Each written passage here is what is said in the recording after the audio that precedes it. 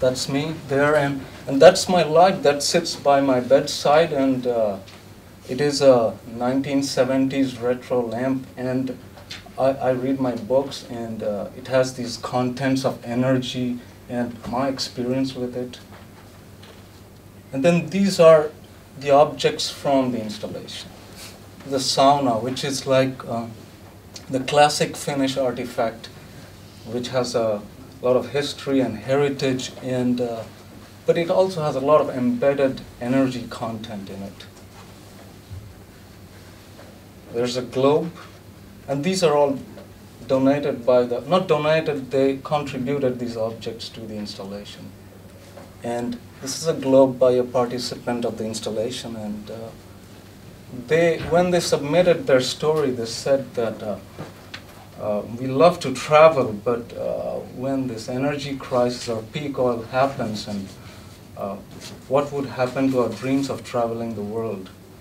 But this was an object they had in their homes, and it had some connection to energy and to an artifact, as a historical artifact. These are all the objects and artifacts from the installation. These are not like cultural heritage in that way, in that sense, but these are like important objects in the homes of people, and they're all connected with energy. And they're connected with emotions and daily lives, and this became like a significant collection of the community's objects which we got together in the installation. There's another radio from another participant of the installation. And it just got me thinking, like, you could just chase that radio and dig into its history and go back really far. And it's a lot about energy there. It's about our material culture there. You could say that, yeah, music is about energy. It's a heritage, that player, the vinyl player there, it's a heritage object, but it's using energy, and it's creating music. And an electric toothbrush gives you well-being. It got me thinking that how is well-being and community sharing, and they are related. They are very related phenomena, and it kind of revolves around the aspect of energy use in the homes. So the other issue was, like, a lot of these objects and artifacts were sitting at homes, in people's apartments, and they were not in the public space, and there's no debate about these objects, and there are a lot of stories people have, but how do we get those out? And we thought, like, okay, can we build a sort of an interface and installation which would take the stuff from your home and take it outside to the public? And it would do on both levels. One is like your object, your stories, and also you could share your energy with the community. So that's where we started, and this is like a very initial prototype, and it's made from recycled stuff, and so it takes the artifact and your savings from your home, and it mediates them to an installation. So it takes your object, it takes your stories about your objects. There's a back-end processor and web portal and app and all that, but it's all hidden. I love back-ends which are hidden. So, but this was the initial attempt at how we could translate the heritage which is sitting at home and bring it to the public. That's me in the dumpster there, sorting through all these electrical meters which are like thrown away after, and they're from the 50s and 60s. But it's kind of a example. You can see how we take energy in our lives, or how we consider the influence of energy and how little we care about it. So an important part of this installation was using recycled materials and trash, and make a music installation out of it. and using the latest digital technologies and community. We had to dismantle these, and we thought that, wow, these are great. These could be like museum vitrines. And we built them in the lab. We set up. So there's a dual item there. One is the kind of the light therapy you get, where people save electricity every evening, and that goes on to a portal, to our app, and then it goes transmitted to the public square. So it works on 3 different levels. So you share your object, you share your story, and you share your energy. So we built a website where there's a repository of all the objects we collected there. We built an app where you can log in every morning and you can plug in your energy data, you can check your meter, how much you have used, and the more you save, that becomes a plus, and that energy goes on to the museum installation. We even had a Facebook community where we had almost like 16 families from a local neighborhood in Kallio, it's in Helsinki, and they didn't know each other. We brought them together through this installation. We made a community, and now they are friends. So this was like, for me, it was interesting to see how Facebook can kind of bring together a museum installation and a community and make friends. So the whole process was like that, from conception to final installation, quite overlapping the participatory process and the making. So it was a lot of hands-on, do it with others project. We worked with the families also. We went to their homes. We dug up their life with energy, basically. That was one of the first results we got, where we couldn't obviously put a whole lamp and a washing machine into the vitrine there, so we had to take photos of their objects and put it there in a nice little heritage-looking frame. And we tried to kind of simulate what a museum would do, but in a kind of satirical way. We had even a text, but like that text is from the person who was given this object, and the light comes below that. So there you can see the washing machine and the narrative behind that. And that's a lamp, and what the lamp means to that person. That's the final installation we set up at it's a public square, and it's a very busy square in Helsinki. And we had an agreement with the power company to, so if the 16 families saved their energy every day, so the power company would give us that packet of energy, and we would put it into the installation. So the idea was, if you are part of this museum, you save every day. And as you save, the lights go on and you can see your artifacts. If you don't save, I don't see your object. And so it went like that.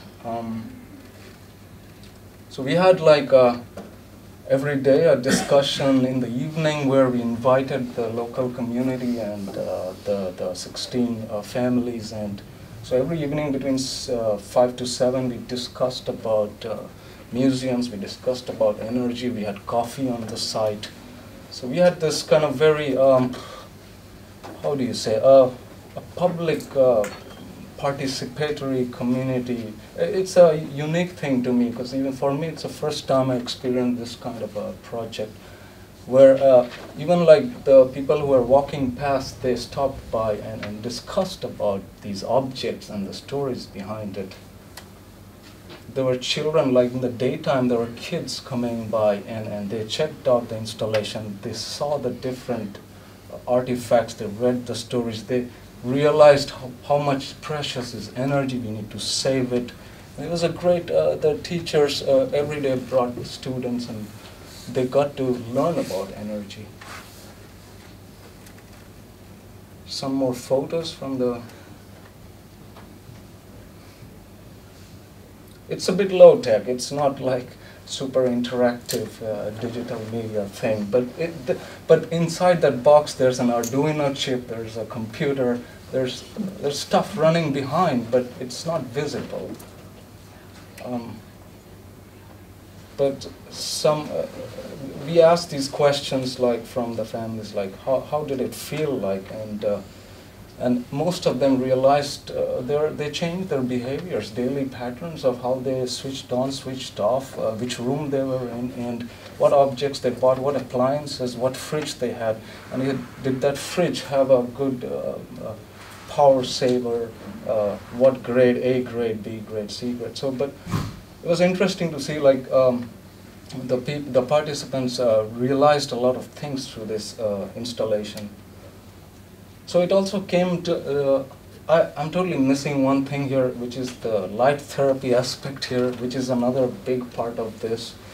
Is the other intention was this installation gives you therapy as a light.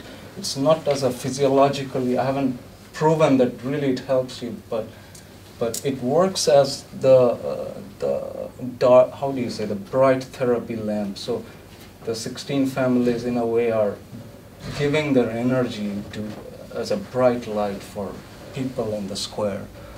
So that was the kind of other intention there. So that kind of brought me to, okay, my artifact, so it's my object, my energy, and your well-being. And so I am sharing my things with you, and maybe with my sharing you get better. And I'm just reaching on my own conclusions.